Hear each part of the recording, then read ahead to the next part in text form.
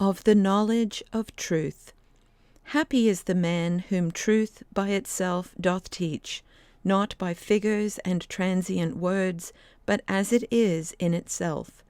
Our own judgment and feelings often deceive us, and we discern but little of the truth. What doth it profit to argue about hidden and dark things, concerning which we shall not be even reproved in the judgment, because we knew them not? O grievous folly, to neglect the things which are profitable and necessary, and to give our minds to things which are curious and hurtful. Having eyes, we see not. 2. And what have we to do with talk about genus and species? He to whom the eternal word speaketh is free from multiplied questionings.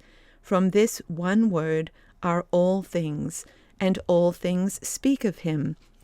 And this is the beginning which also speaketh unto us. No man without him understandeth or rightly judgeth. The man to whom all things are one, who bringeth all things to one, who seeth all things in one, he is able to remain steadfast of spirit and at rest in God. O God, who art the truth, make me one with thee in everlasting love.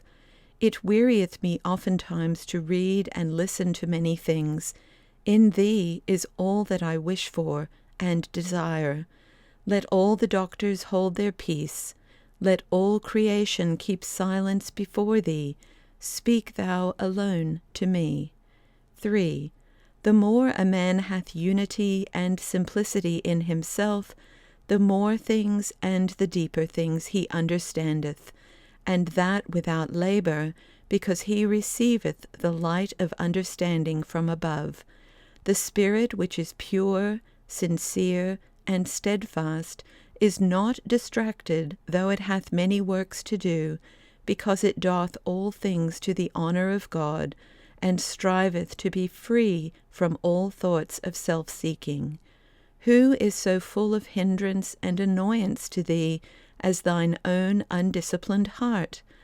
A man who is good and devout arrangeth beforehand within his own heart the works which he hath to do abroad, and so is not drawn away by the desires of his evil will, but subjecteth everything to the judgment of right reason.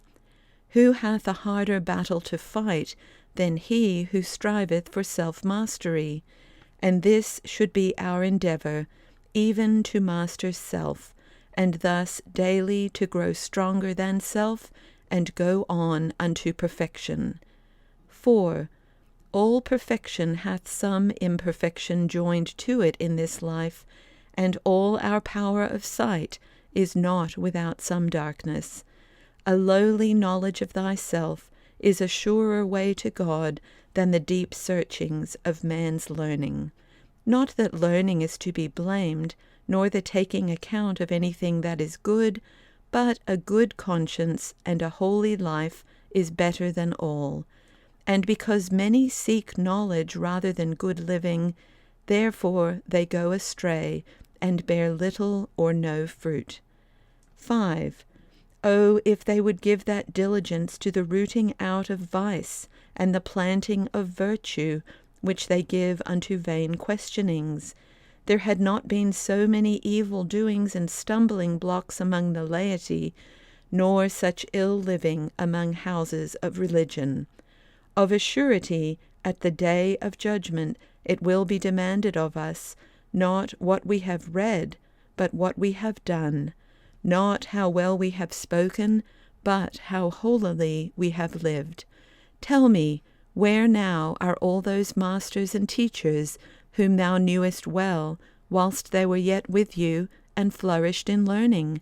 Their stalls are now filled by others, who perhaps never have one thought concerning them. Whilst they lived, they seemed to be somewhat, but now no one speaks of them. 6. Oh, how quickly passeth the glory of the world away! Would that their life and knowledge had agreed together, for then would they have read and inquired unto good purpose.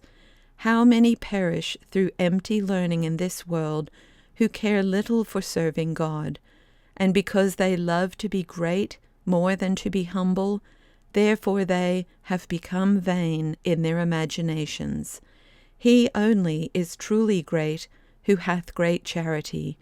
He is truly great who deemeth himself small, and counteth all height of honour as nothing. He is the truly wise man, who counteth all earthly things as dung, that he may win Christ. And he is the truly learned man, who doeth the will of God, and forsaketh his own will.